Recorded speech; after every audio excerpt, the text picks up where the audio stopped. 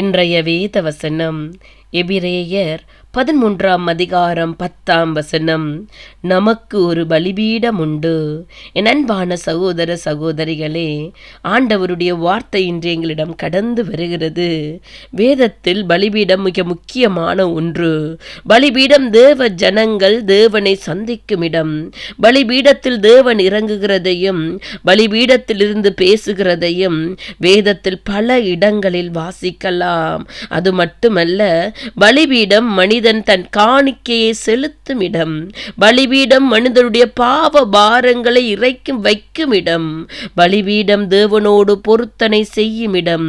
வேதத்தில் பலிபீடம் என்ற வார்த்தை மீண்டும் மீண்டும் 433 முறை வருவதிலிருந்து அதன் முக்கியத்துவத்தை நீங்கள் அறிந்து கொள்ளலாம். தேவாலயத்தில் 2 வித பீடங்கள் காணப்படும். ஒன்று வெளிப்பிரகாரத்தில் உள்ள வெண்கல பலிபீடம். இங்குதான் குற்ற நிவாரண பலி, பாவ நிவாரண பலியாக ஆட்டுக்குட்டிகள் பலி செலுத்தப்படும். இது புதிய ஏற்பாட்டில் கல்வாரி சிலுவையில் நிழலாட்டமானது. இதில் தேவ ஆட்டுக்குட்டியான கிறிஸ்து நமக்காக பிராயச்சித்த பலியானாரே. மற்றது பரிசுத்த தலத்தில் உள்ள பொன்னால் செய்யப்பட்ட பீடம். இது தூப பீடம் என்று அழைக்கப்படுகிறது. இங்கே ஆசாரியன் காலை தோறும் தூப வர்க்கங்களை இட்டு தூபம் காட்ட வேண்டும். ஜாத்ராகம் 30:1-9 வரை நாங்கள் வாசிக்கலாம். இது கிறிஸ்து நமக்காக பிதாவின் வலது பாரிசத்தில் அமர்ந்து செய்து வரும் மன்றாட்டு ஊழியத்திற்கு நிழலாயிருக்கிறது. கிறிஸ்துவே மரித்தவர், அவரே எழுந்திருக்கிறவர், அவரே தேவனுடைய வலது பாரிசத்திலும் இருக்கிறவர், நமக்காக வேண்டுதல் செய்கிறவரும் அவரே.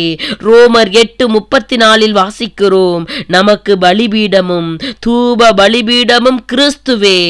அந்தப்படியே இயேசுவும் தம்முடைய சொந்த இரத்தத்தினாலே ஜனத்தை பரிசுத்தம் செய்யும் படியாக நகர வாசலுக்கு புறம்பே பாடுபட்டார். எபிரேயர் 13:12 வாசிக்கிறோம், இயேசு பலிபீடமானவர், பலியானவர், பரிகாரியானவர், சமாதானமானவர்.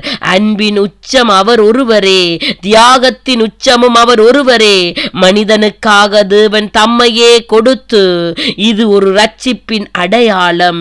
எவ்வளவு பெரிய அன்பு பாருங்கள். இதை நாங்கள் விசுவாசித்து அவருடைய நாமத்தை மகிமைப்படுத்துவோமா? அல்லேலூயா.